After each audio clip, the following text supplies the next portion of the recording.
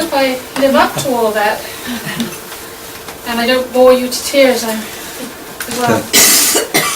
Sometimes your research can feel as daunting as the title of this talk.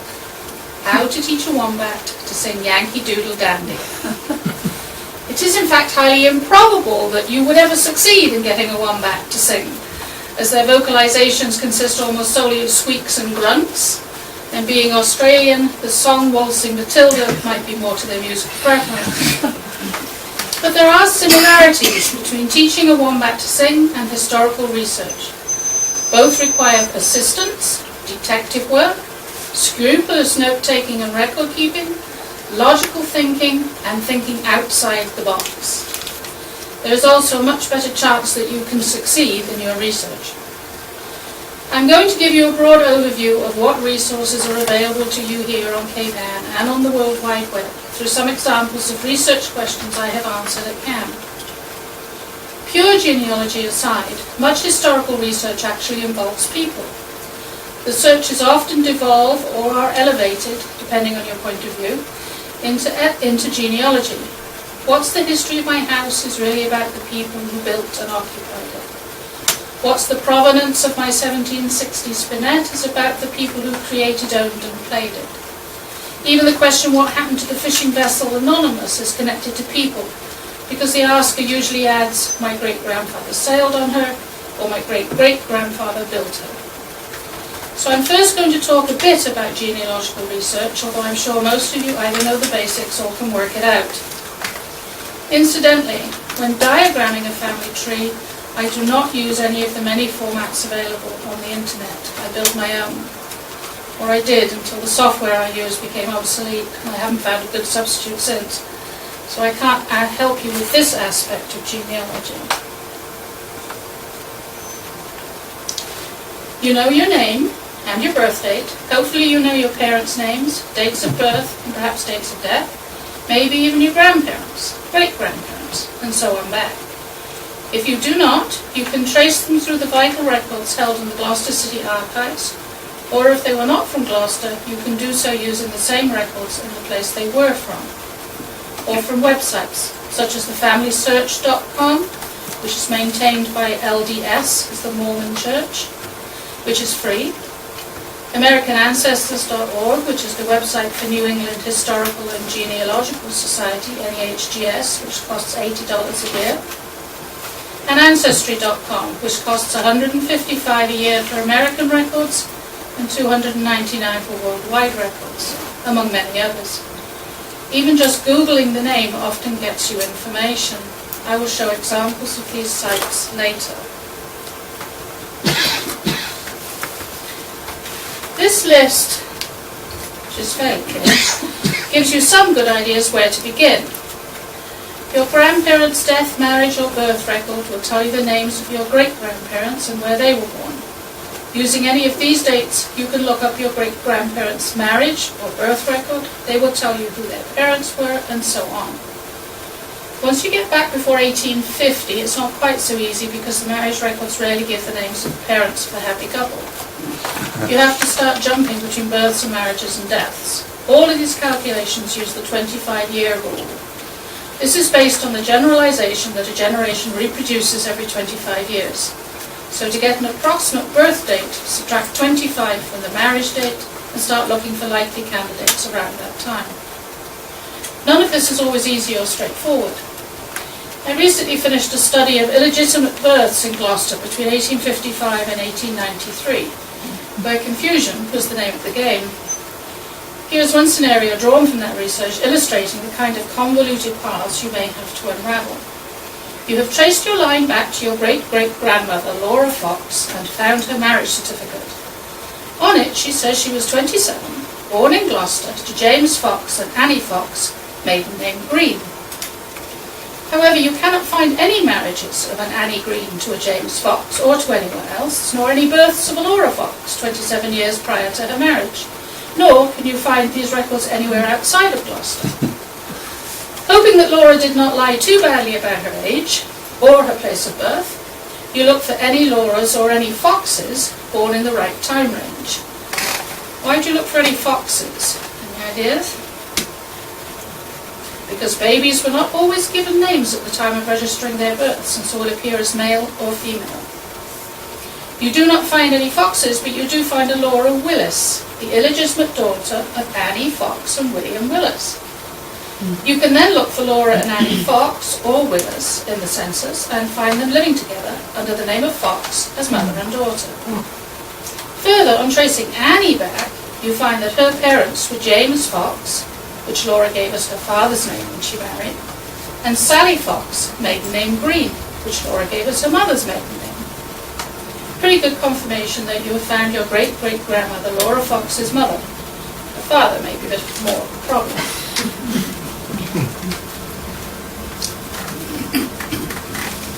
Other sources include published genealogical works, many of which may well have done the grind work for you, although you miss out on the thrill of the chase.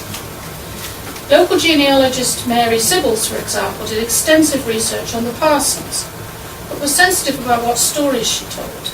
I hope I do not offend anyone here, but it so happens that my research uncovered the fact that some of the Parsons girls, daughters of Winery and Charlotte, shown here in a page from Mary's book, I don't know if you can read that, were a free-spirited lot and turned up frequently as the mothers of illegitimate children, 4 in all. While Winery's wife, Charlotte, possibly driven to the edge by her daughters, could often be found at the poorhouse drying out after a drinking spree. This last is an example of searching outside the normal parameters. The Gloucester City Archives have pauper lists, agreements for indentured children, police arrest records, tax records, military records, cemetery records, and records of removals of house and people. While CAM has account books, insurance agreements, logbooks, church records, financial records, minutes of societies and clubs, school records, cargo manifests, records associated with the fishermen's races, the various city celebrations, the Fishermen's Institute, hotels, artists, writers, and performers.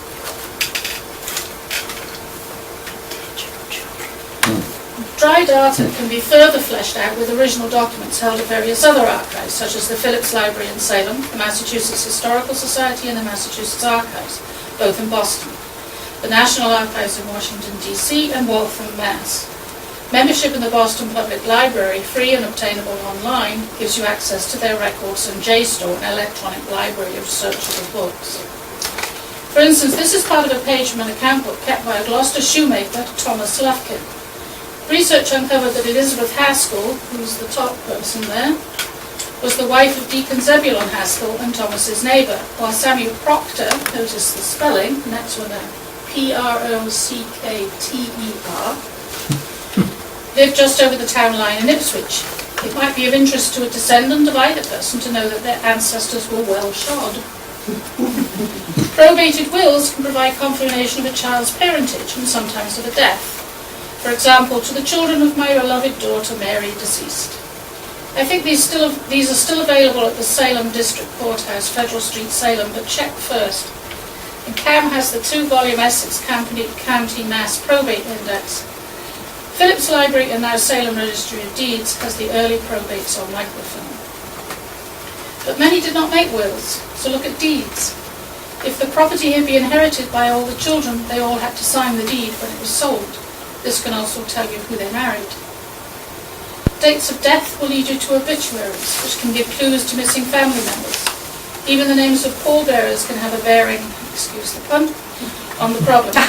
For example, Cora had 2 illegitimate children and died of TB at the age of 47. Her obituary makes no mention of the 2 children, citing only that she was survived by her father, 3 sisters, and other relatives. But I know they were still alive because her son was among those named as pallbearers, and her daughter died the following year. It is important to remember that people often only had a rough idea of their birth dates, and that death records and obituaries are dependent on survivor knowledge. Many have unknown parents, incorrect names, the wrong place of birth. I had one child whose father was recorded as having been born variously in Nova Scotia, New Brunswick, Scotland, and Gloucester. It is a gigantic jigsaw puzzle, the solution of which comes through a combination of facts, educated assumption, common sense, experience, and sometimes inspired guesswork. One of the examples I'm using this evening was for information about a Gloucester fishing schooner, the Hesperus. Her image, shown here, is from Cam's extensive collection of over 25,000 photographs of vessels, people, places and events. The Hesperus was, according to the Inquirer, who I'll call Tim, lost in 1936. He was asked because an older relative of his, who I'll call Sam, had fished on her and often retold the painful experience of her loss. When it comes to inquiries about fishing vessels and fishermen, we are constrained by limited resources. Most fishing captains did not and still do not register their crews locally before sailing. If tragedy struck, a list of those lost was printed in the newspaper, the names gleaned from friends and relatives, and all too frequently at least one man was unknown. The National Archives in Waltham has crew lists from 1806 to 1910, so they're always worth a try. But what we do have access to can give valuable clues and sometimes answers. I know this is really difficult to read. This is a page from the 1925 list of merchant vessels of the United States. Published every year since 1865, the books are an invaluable resource for tracking vessels. It gives the tonnage and dimensions, the date the vessel was built, where built, and her home port. Here's the Hesperus. I think she's the third one up from the bottom, but you probably can't see it anyway. There's her tonnage, her dimensions. She was built in Essex in 1917. Her primary function was fishing. She had a crew of, I think, 27, her owner and his address, and her home port in 1925, which was Gloucester. Some volumes also give name changes where applicable and losses. Cam has a good collection of these books from 1872 to 1965 with gaps, but I recently discovered the books from 1895 to 1965 have been digitized. The advantage to using these digital versions is they can be searched so you can find, for instance, every vessel registered to Gloucester in a given year, or a vessel by its registration number if it has changed its name. Vessels kept their registration numbers, but very frequently changed their names.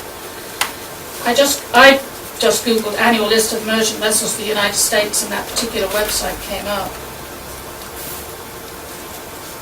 Nearer home, the Proctor Brothers, publishers of the newspaper The Cape Ann Advertiser, printed a similar annual listing called List of Vessels Belonging to the District of Gloucester between 1869 and 1909, which gave a little more detail than the government does, including the name of the fitter or the captain. They also compiled data on the year's new vessels, lost vessels, and the business's running fleets. This is a page of additions to the fleet in 1889. Fred has scanned these reports and put them in binders available at Cam and City Archives, and given the scans to the Sawyer Free Library, where they're available digitally through the Noble Digital Heritage pages. Unfortunately, in this particular case, there will not be any help, because we already know from the government list that the Hesperus was built in 1917, after the Proctor Brothers stopped issuing their books. Also local are the Gloucester Master Mariners Association yearbooks, which are again useful references. Although not as detailed in some ways as the Proctor Brothers lists, they do contain other information, such as catch numbers. This is the catch landed by the Hesperus in 1929. It's the very top one. The F is fresh fish, cod, haddock, hake, cusk, pollock and flounder. The H is halibut. The S is saltfish. The last column tells how many trips they made in the year. Cam's collection spans the years from 1903 to 1967, unfortunately with large gaps. There are also the Similar Fishermen of the Atlantic and Fishermen's Union of the Atlantic, which are helpful because they name all the vessels on the Atlantic seaboard by home port. Cam has sporadic copies of both of these. Another good reference to the vessels in the first half of the 20th century is the magazine The Atlantic Fisherman, which began in 1919 and ran until 1954 when it became The National Fisherman. It contains a wealth of trivia and not-so-trivial information on the fishing industry, new designs and gear, catches, historical articles, profiles of prominent fishing captains. Gardner Lamson was the president of the magazine for many years and gave Cam their collection of photographs of Gloucester boats. He gave the Penobscot Marine Museum those pertaining to Maine. Fred has scanned many of the articles and photos and is working on building a database for them. At Cam we also have a small collection of early logbooks, late 1700s to late 1800s, most of which never mention crew members. But we also have some ship's agreements from the 1800s that do list names. This one is from 1809, is for the brig Columbia, sailing from Gloucester to Cayenne with a crew of 7. The youngest, the last name on the list, is James Blatchford. He's 16, 5 foot and 1/2 inch tall, don't forget the half inch, and he's the cook.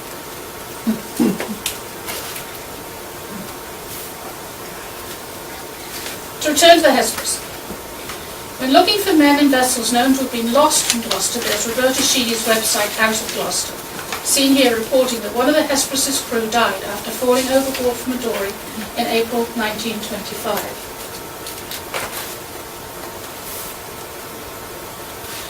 The City Archives holds the records compiled for the Fisherman's Memorial on the Boulevard. These contain all the available information on every man named on the cenotaph, including information gleaned from the local newspapers, which can be read on microfilm at Sawyer Free Library. This is the Boston Globe report of the April 13th accident on the Hesperus. At Cam we have Gordon Thomas's collection of fishermen's obituaries and shipwrecked vessels, which we're adding to by culling more articles from newspaper archives. Gordon Thomas, in case anybody doesn't know, is the author of the book Fast and Able, which is a great resource for information on vessels and the days of sail. Again, to return to the story of the Hesperus, previously that year, in February of 25, it was reported in a Boston newspaper seen here that 4 of the Hesperus's crew went missing in heavy fog off George's Bank. It was later reported they were all picked up by other vessels and returned home safely. In the 1936 list of merchant vessels, seen here, it includes the Hesperus in its losses for 1935. It's 5 up from the bottom of the page. It indicates that she was stranded off Cape Cod in October of 1935. Stranded meant that she ran aground on a reef or a set of rocks. An October 1935 newspaper report tells us the Hesperus was lost off Cape Cod in a storm, but all 27 of her crew and the cat, seen here, were saved. The story is told by Sam, remember Sam? The man who recalled being on the Hesperus when she was lost in 1936, was that she was hit by another vessel and split in 2. He also remembered getting into a dory with 4 other men and rowing for several days before being picked up, and that 2 of the men died before being rescued. The truth was that none of the reports gave any indication of her being hit or split in 2, that she was lost in 1935, not 1936, that Sam's name was not among those listed as crew members at the time of her loss, and that no one died when she was wrecked. Sometimes, and fairly often, inaccurate family stories are passed down through the generations with no intent to deceive, arising more from faulty memory. Most contain a kernel of truth of much embellishment. Sam's story was a very traumatic memory. The closer truth, as far as I could ascertain, was that it was a compilation of the events we have seen reported. Sam had passed away before Tim posed this question, and while there is no doubt that Tim's mind, that Sam was truly disturbed by his harrowing memory of the truth, as I uncovered it, may have tarnished a family story. I hope this is not so, but it's an example of the old adage, be careful what you ask for. The next example is a question of provenance on a beautiful and expensive piece of furniture, an 18th century highboy that came up for sale at an auction. Inside one of the drawers were these 2 notes, both written in 1954, claiming that the family history was that the highboy originally belonged to William Saville of Gloucester. The prospective purchaser collects Cape Ann material and wanted to be sure this provenance was correct before bidding on it. So what information do these notes contain that can help us solve the puzzle? William Saville was born in Annisquam in 1770. The highboy was acquired about 1795. That the letter writer, David A. Soames, is descended from William Saville. He refers to 6th generation. That the current owner, Mrs. Edmund Ross Smith of Wenham, is related to him, to David A. Soames, probably his granddaughter, the note to Judith, his son, grandfather. That David A. Soames was probably an elderly man when he wrote the note, shaky signatures. Let us start with the assumption, fingers crossed, that as the highboy is purportedly from here, David A. Soames was also from here and was married here, or at least in Massachusetts, which has the most complete genealogical records in the country. I entered just the name David A. Soames in the LDS website, no dates, no places, which gave me this. 7 hits, blurry too. 3 censuses, 1940, 1880 and 1870, with 2 different years for his birth. 2 marriages, entries for the same date with the 3rd year of birth, one in Gloucester and one in Boston. Another 2 marriage records, no dates given, but a child named Esther Saville Soames listed. The mention of David having a child with Saville as a middle name is encouraging. By clicking on the arrow to the far right, I got this. Note the absence of place of residence, place of birth and occupation, information that is rather crucial and available on the original documents. 2 of the other sources I mentioned will give you these details and access to the original documents and that missing information. NEHGS will provide scans, while the City Archives will show you the actual piece of paper. Always double check by looking at the original if possible. I have in fact found differences between the information on this LDS site and the actual document. This is the verification on the NEHGS site. The marriage is the second one down. The answer to our question of why the marriage was registered in 2 places. David was living in Boston at the time that he got married. It is a scan of the entry in the record book confirming that David A. Soames married Laura S. Pugh in 1891 in Gloucester. It also tells us his parents were George H. Soames and Etta A. Dufour, that he was a salesman and was born in Everett around 1869. That's 1891 minus his age of 22, which would make him 85 when he wrote the note in 1954 and confirms our assumption that he was elderly at the time. This exercise was repeated with his father, George H. Soames. Sure enough, up pops George H. Soames marrying in 1868 in Charlestown. The volume and page number are also given, so we can confirm this by calling Charlestown City Hall or going to Boston to the Mass Archives. Mass Archives are online with vital records, but it's not a very good search tool at the moment. If you look up this marriage, for instance, it only tells you when and where, not who he married. It's not very helpful. Anyway, the actual entry shows his wife was Georgetta, Etta on David's marriage record, that he was a 24-year-old salesman living in Chelsea and was born in Gloucester around 1844. His parents were George W. and Esther, with no maiden name. Names and dates are other areas to trip up on in marriage, death and census records. I have found that people who married more than once have given completely different parents' names each time, and sometimes denied previous marriages, getting married for the first time each time. Others have only aged 2 or 3 years between censuses, which are taken every 10 years. So we have returned to Gloucester, and we are now in the years before 1850, so we can use the printed vital records. These are books published in the early 1900s that compiled all the births, marriages and deaths for each town in Massachusetts before 1850. There is a set for Cape Ann, Gloucester and Rockport, available at CAM, City Hall Archives and the Sawyer Free Library, and also free online at various sites. I prefer to use the books, but the online version comes in useful sometimes because it does batch. For instance, you can search for everyone called John born between certain years, which would take hours trolling through the books. NEHGS also allows for alternate spellings.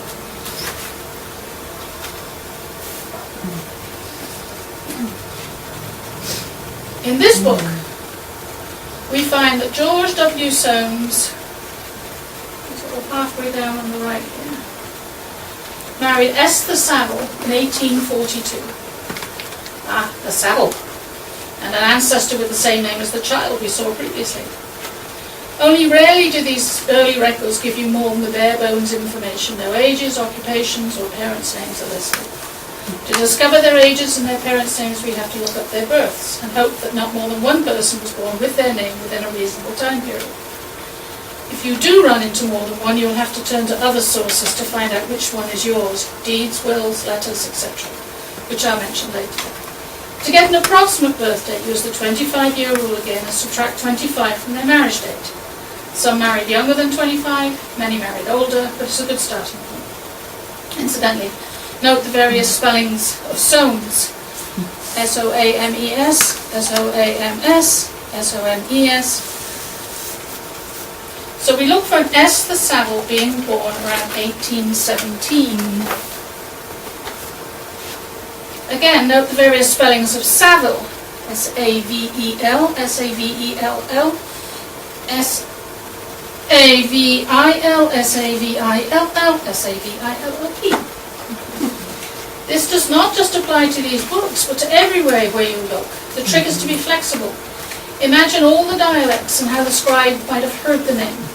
Or in the case of censuses, all the different handwriting and how it was read by the transcriber. Some of whom in the later 20th century censuses, I swear, have English as a second language.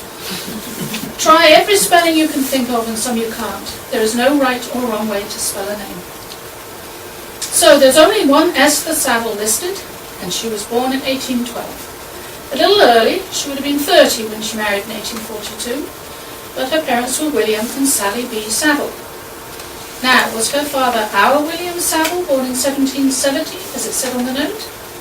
Using the 25 years to a generation rule, William would have first married about 1795. The marriage shows that there were 3 William Saville marriages that were up there on the top and the right. 2 of them within a reasonable range of our guess of 1795. William No. 1 registered an intention to marry Esther Poole in 1796. If this was our William, he would have been 26, a good age for marrying. Plus the supposed date of acquiring the highboy, 1795, is close to his marriage date. An expensive article of furniture like this could have been a wedding present. Another hopeful sign is the bride was the same name as William's daughter, Esther, and it was a common back then to name the first boy after the father and the first girl after the mother. But there is a problem. Anyone know what it is? Our Esther was the daughter of William and Sally B., not William and Esther. But look, William No. 2 married Sally Biles Littlehale in 1804. Our William would have been 34, a little old, but here is Sally B., mother of Esther. William No. 3 married Mrs. Martha Roberts in 1831, when our William would have been 61, definitely the old side for a first marriage. There is a fourth possibility, that he married both Esther and Sally, and perhaps Martha as well, each as the previous one expired. That's probably true, isn't it? In fact, a quick check of the deaths shows that this is in all probability what happened. Let's see, where is he? Sally's down on the left over there.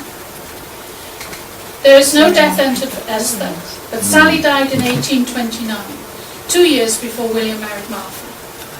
And the births show that William and Esther had only one child, a son, born in 1796, the year they married, which is additional evidence that Esther passed away in the next 2 or 3 years, as women usually had a second and a third and a fourth child, and so on, 2 or 3 years apart. William and Sally had 9 children in the 25 years they were married, which works out to be a child every 2.7 years. Esther was in fact the 3rd child and first girl born to William and Sarah. Rather touching that they named her after his dead wife. Incidentally, the death records before 1850 are not complete by any means. Many deaths were never registered. If you suspect a death but cannot find it in the printed books or online, contact the city archives. They have been adding to the list by going through other records, tax valuations, town and selectmen books. And I have been scanning through letters, receipts, logbooks, diaries, etc. at CAM, all of which sometimes contain oblique references to a death. So we can say with assurance that Esther was the daughter of William Saville, born in 1770, that we have established a direct line of descent from him to David A. Soames and confirmed the stated provenance. If this line, as we followed it, had not traced back to William Saville, I would have gone back to David Soames and tried tracing back from his wife's line or his mother's line, switching from line to line until I found a connection.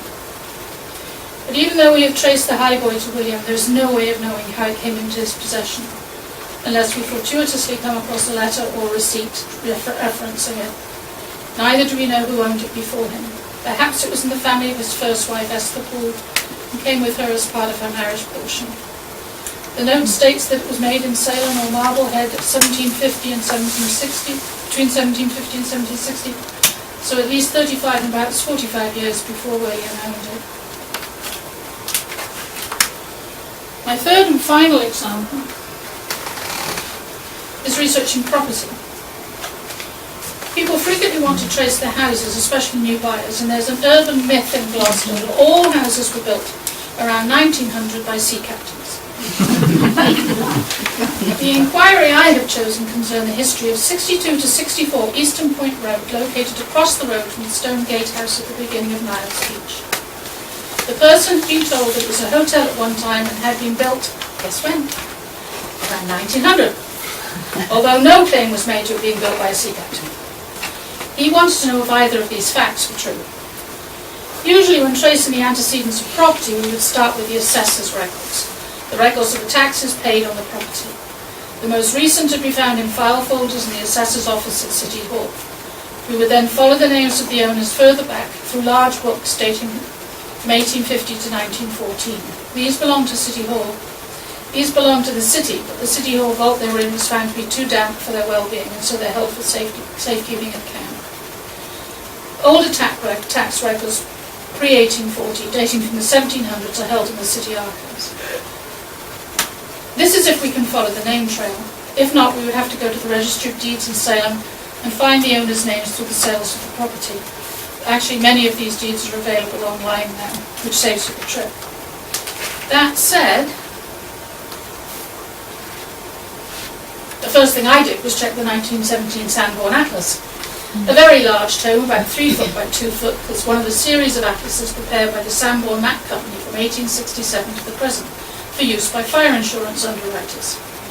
These maps have an immense amount of detail: size, shape, construction of dwellings, commercial buildings, factories, locations of windows and doors, types of roofs, widths and names of streets, property boundaries, building use, and house and block numbers. Anything an insurance agent would want to know. CAM only has the 1917 volume, shown here, but we have scans of several of the others, and they are available on microfilm at the Soifrey Library. This clearly identifies the building as a summer hotel called the Mailman House on the curve of the road across from the Niles Beach Gatehouse. It's right in the middle there. It's unnumbered, but the building previous to it on the street is 58, so it is 60 or above. It has all the modern amenities: lights, electric, gas and kerosene oil. Nearby are the Beechcroft Hotel, down on the far left, and the Hawthorne Inn is up on the right. At the back of the property is a building identified as the Laundry. A quick check of the city directory for 1917 shows a Jenny Mailman, teacher at the Hildreth School, living at 46 Pleasant Street and running a summer boarding house at 64 Eastern Point Road. And the Mailman House is listed in the business section under hotels. So we've answered the first part of the question: yes, it was a hotel, but how long had it been a hotel and when was it built? A look at the 1872 De Beers Atlas, shown here, shows that there is a building on the lot owned by J. Melman, which is the spelling M-E-L-M-A-N. But it is not identified as a hotel, so let's switch to city directories and go forward in time again. There's no listing for Mailman House under hotels in the 1913 directory.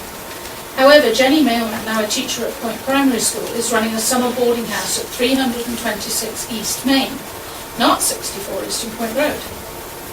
Is it remotely possible that this is the same building? Well, I know, now you know, because I'm telling you, that street numbers were constantly changing as new buildings were erected on the streets. Although, to digress a moment, my favourite had nothing to do with new buildings. In 1879, it was decided, for reasons that remain unclear, to switch the odd and even sides of Main Street. In this 1882 photograph, you can see both the old and the new numbers displayed. The new odd number, 153, is on the cigar sign on the right, and the old even number, 144, is on the left, the far left, on the ladies' dining and oyster saloon doorway. To return to our question, the boarding house not only has a different number, it also is apparently on a different street. Now it just so happens that also in 1879 a complete street directory of Gloucester was made, giving the number of the lot, what was on it, who owned it, who lived in it, and the cross streets as they occurred. The original record book is held in the City Archives, but Cam has a copy. It shows that in 1879, building at 326 East Main Street was a dwelling house belonging to John Mailman. That next to it, at 328, was a vacant lot, and next to that was the gateway leading to the beach. So this is definitely the same building, sitting on the same lot, more than 20 years before its reported construction date of 1900. Yeah, that's amazing. Also notice, as shown here in this 1911 city directory, Finding truth. there was no Eastern Point Road.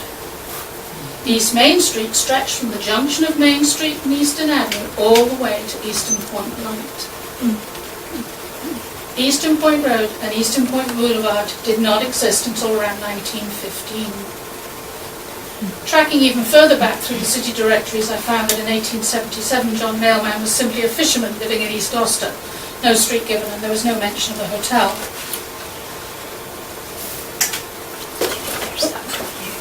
At this point, a search through the vertical file supplied more information.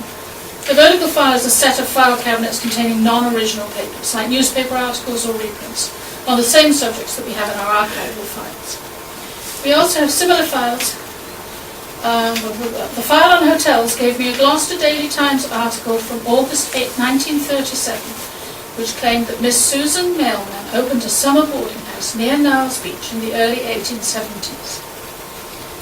I hope nobody here works for the Gloucester Daily Times, but being the Gloucester Daily Times did not get it quite right. Even back then, it was Mrs. Catherine Susan Mailman, John Mailman's wife, who opened the boarding house, the first mention of which was in the 1879 directory shown here. And a look at the 1870 census confirms that they had no daughter called Susan, just a Clara who was 11 and a Jenny who was 1. The business passed out of the Mailman family and was renamed the Seacroft Hotel sometime in the 1920s and was still functioning as a hotel in 1975. To wrap up, I thought I'd give you a taste of the breadth of information held at CAM, all of it accessible to you for the asking, with a selection of random items from the collection. So here we go. There we go. This is a page from the first parish book with those who succeeded to form the Universalist Church.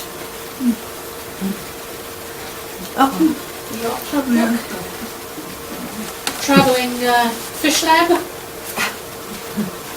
Bathhouse ticket. Didn't know where the bathhouse was. This is the sale for the Mount Wollaston, which was bought by Richard G. Stanwood, etc., and sent out on whaling voyages. This is a seaman's passport. This was actually put together by Father Alves and listed some of the superstitions that the fisherman had. It was part of his thesis for his degree back in the 50s. That's a drawing, a sketch by Charles Allen Winter at the Summer Theatre School. This is Nathaniel Haskell freeing his slave Fortune in 1777. The paper that's saying this man that's carrying it is a freed slave. This is a dance book giving you all the steps to the different dances. This is a letter from Howard Blackburn saying that he's got a couple of tickets for this guy to go on a cruise with the people from Gordon's.